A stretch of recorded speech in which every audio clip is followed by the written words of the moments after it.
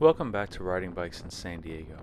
We are on Saranac, which is a back road that goes by a school. This is an elementary school to the right of me, and this road runs parallel to El Cajon Boulevard. Why aren't you riding on El Cajon Boulevard, someone might be asking. Because El Cajon Boulevard does not have any bike infrastructure whatsoever. There's another road between, which I think is called Hawk, and I'm not on that because there are more stop signs. So I take it to 70th here, and then I go down 70th. I've showed this stretch a bunch of times before. I really like this stretch, although that orange barrier is new while they're doing some work up top. It's kind of funny, like what it takes for people to get safety infrastructure. But there's no bike lane here either, so as you can see, I'm nuzzling through cars, and there is a bike lane on the other side, and that's part of what I want to talk about today. The bike lane is over there, but there's no protection for it. People drive in it, people park in it, and I'd also point out that there's no sidewalk on that part of the road. I'm about to turn my head because you see those people walking there? Those are children, and they're walking to school. And I think that this is important.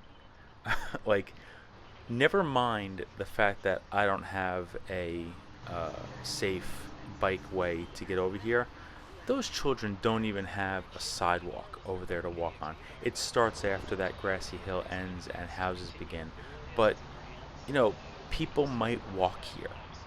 Like, people might live up this hill and want to walk down to a bunch of restaurants that happen to be right around that corner to the left. But we don't have a design for it.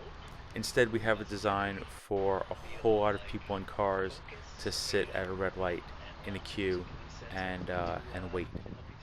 So, this is one of those moments where it's like, what are we doing?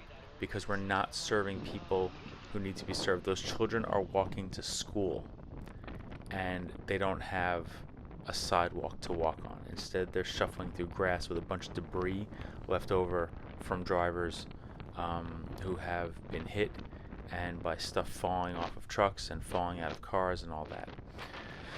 This is what I'm thinking about while I'm crossing over the 8 freeway here from Lake Murray to 70th.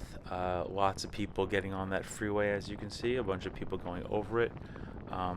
There are other videos I have where I'm crossing over this. I'm always to the left and then I get over to the right, and some folks might not like that, but until Caltrans wants to give me a safer way to get over, that's what I'm going to do. And a safer way cannot include me crossing streets and waiting at one traffic light, then waiting at another traffic light, and then hoping people stop for me. Like, that's not a viable answer. So the way I've devised is that way, and the whole point is that the spaces we are in are not designed for us to be in them. And by us, I mean people riding bicycles, pedestrians, anybody outside of a private vehicle. But as long as we design our society around the private vehicle, we're going to run into these problems. And I'm just going to keep going with this video for a little while just so you can see how long it takes for the bike lane to actually start up. We have to get outside of that Caltrans land, and now we are in a proper bike lane. And from here, as always, we are going to drive less and ride a bike. Thanks so much.